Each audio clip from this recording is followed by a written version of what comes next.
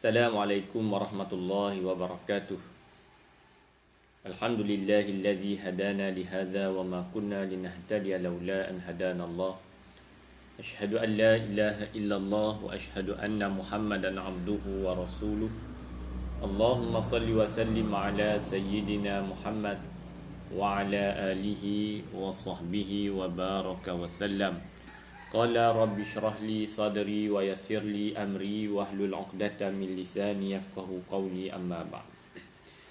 Tuan-tuan, puan-puan yang dirahmati Allah, alhamdulillah, bersyukur kita kehadrat Allah Subhanahu wa taala kerana dikurniakan kesempatan, dikurniakan masa kepada kita dan kita dapat manfaatkan masa tersebut.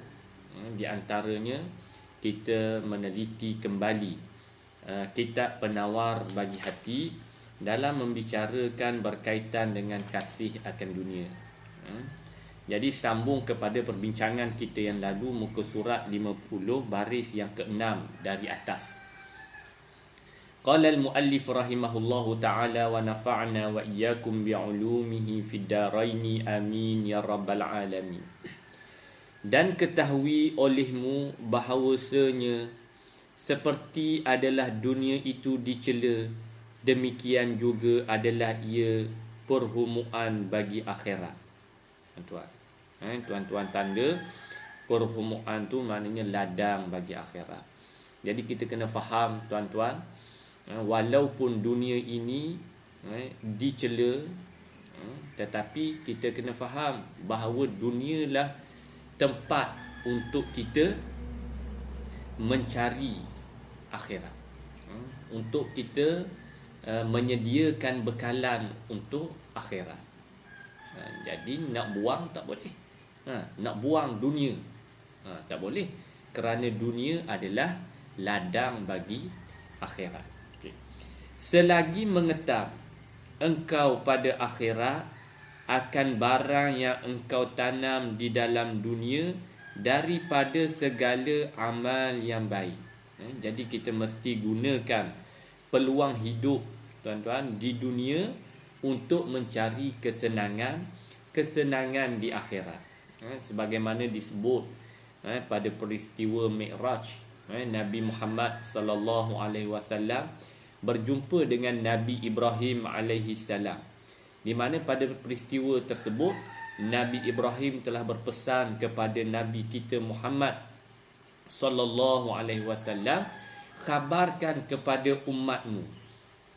Nabi Ibrahim minta Nabi Muhammad khabarkan kepada umatmu bahawa bumi syurga ini adalah bumi yang subur. Oleh itu, perintahkanlah kepada umatmu agar banyak menanamnya. Banyak menanamnya. Apa, tuan-tuan? Nak tanam apa? Apa tanamannya? Nabi Ibrahim minta supaya kita banyak menanam di dunia untuk tanaman di syurga. Apa tanamannya? Iaitu dengan membanyakkan tasbih, subhanallah walhamdulillah wala ilaha illallah wallahu akbar. Itulah tanaman bagi bumi syurga. Jadi ketika mana hidup di dunia, kita mesti membanyakkan tanaman untuk bumi syurga. Jadi kita gunakan dunia ini tempat untuk menanam dan kita tuainya ketika mana kita masuk ke syurga Allah Subhanahu wa taala, insya-Allah. Okay. Dan sambung kita, dan adalah ia, dunia itu, tempat mencari bekal bagi perjalanan yang sangat panjang. Perjalanan kita sebagaimana yang kita sedia maklum, tuan-tuan, kan? Ini adalah perjalanan kita untuk menuju ke dunia akhirat. Okey, jadi satu perjalanan yang panjang. Kita, tuan-tuan, kan, kalau kita nak pergi ke Terengganu pun, nak pergi ke Kuala Lumpur, nak pergi ke Melaka, kita dah bawa bekal, kan? Bawa duit, makanan dalam kereta. Ini kan pula kita nak menuju ke dunia yang kekal abadi, iaitu akhirat. Sayugialah kita menyediakan bekal yang cukup untuk kita meneruskan perjalanan yang panjang. Okey. Iaitu perjalanan ke negeri yang kekal. Akhiratlah tu, ke negeri yang kekal, itu akhirat. Kerana firmanullah, wa tazawwadu. Yang ni dipetik daripada surah Al-Baqarah ayat yang ke-197. Wa tazawwadu fa inna khairaz zadi taqwa. Kan, artinya dan menuntut bekal oleh kamu.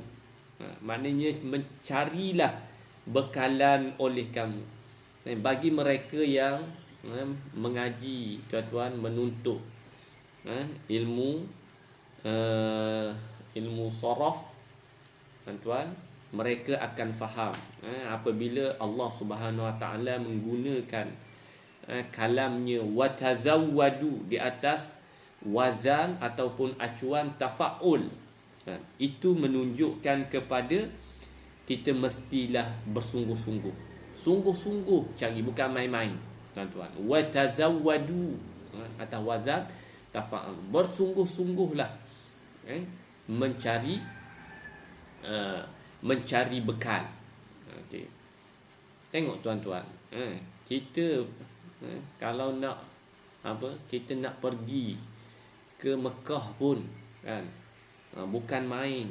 Kita mencari duit, bersungguh-sungguh kita mencari duit supaya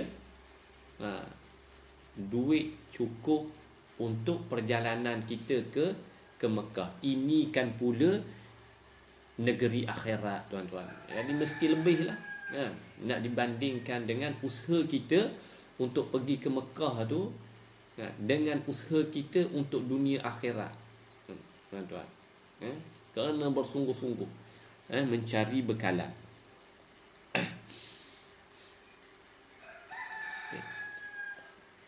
Artinya dan menuntut bekal oleh kamu, maknanya carilah bersungguh-sungguh bekalan oleh kamu, maka bahawasanya sebaik-baik bekalan bagi perjalanan akhirat itu menjunjung perintah Allah Subhanahu Wa Taala.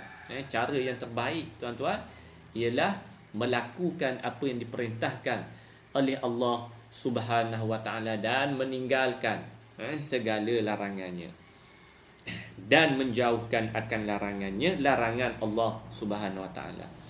Dan tiada binasa melainkan mereka yang melalaikan akan dia oleh dunia daripada akhirat. Maknanya orang yang lalai kehidupannya di dunia, mereka ini akan binasa, tuan-tuan. Apabila sampai ke dunia akhirat, langsung tidak ada bekalan, ataupun bekalan yang ada tidak cukup untuk kehidupan di negeri yang kekal abadi itu. Dan melupakan akan dia oleh segala kesedapan dunia daripada perjalanannya, ini perjalanan akhirat, tuan-tuan. Lupa ketika mana dia menuju ke dunia akhirat, dia terlalai, dia lupa, kerana di dalam perjalanan dia menuju ke dunia, ke akhirat, tuan-tuan, dia telah menemui, dia telah terlalai dengan kesedapan dunia, dengan habuan dunia. Apa yang ada di dunia itu telah melalaikan dia. Tak ingat, tuan-tuan, perjalanan, tujuan, hadaf, matlamat perjalanan dia sebenarnya nak menuju ke akhirat. Tiba-tiba terlalai di tengah jalan, tak sampai akhirat, ataupun sampai dalam keadaan yang tak ada apa-apa bekalan. Okay. Seperti yang ni pengarang kitab kita membawa suatu kisah, nak bagi perumpamaan orang yang lalai macam mana, tuan-tuan. Seperti seorang yang musafir di dalam hutan dengan orang ramai. Dia berjalan dalam hutan dalam satu kelompok, satu kumpulan berjalan. Maka melihat ia buah-buahan di dalam hutan itu. Jadi dalam perjalanan dia tu, orang lain berjalan, dia tengok, tuan-tuan tengok, banyak buah-buah, kan, macam-macam buah-buahan ada. Maka bersungguh-sungguh ia memakan buah-buahan itu. Tengok sedap sangat ni tuan-tuan, berhenti, kawan-kawan yang lain berjalan, lalu makan dia, ambil semua buah yang ada, tuan-tuan. Maka melihat ia buah-buahan di dalam hutan itu, maka bersungguh-sungguh ia memakan buah-buahan itu, ambil semua, hingga ketinggalan ia daripada kawannya, kan. Tak sedar kawan lain dah tinggal dia, tinggal seorang dia. Maka sesat ia, kan, tersesat, tak tahu dah nak pergi ke arah mana, kawan-kawan dah tinggal, kan. Maka sesat ia dan menerkam akan dia oleh binatang yang buas. Habis nyawa dia, tuan-tuan. Itulah ibarat ibarat dunia. Sepatutnya kita berada pada landasan yang menuju akhirat, tuan-tuan. Perjalanan kita sebenarnya nak menuju ke akhirat, tak sempat sampai, tuan-tuan. Ke akhirat kita dah tewas di tengah jalan. Itulah perbandingan yang dibawa oleh Syekh Abdul Qadir Al-Mandili yang ditulis, yang dirakamkan di dalam kitab Penawar Bagi Hati. Jadi wali'azubillah, kita minta berlindung, janganlah Allah Subhanahu Wa Taala menggolongkan kita di kalangan mereka yang lalai dengan kesedapan dunia. Jadi sekadar itulah dulu untuk pagi ni, tuan-tuan. InsyaAllah kita akan sambung perenggan seterusnya pada hari dan waktu yang lain. Jadi saya tangguhkan tazkirah ataupun kuliah saya pada pagi ini dengan lafaz yang mulia. Aqulu qauli hadza wa astaghfirullahal azim li wa lakum. Assalamualaikum warahmatullahi wabarakatuh.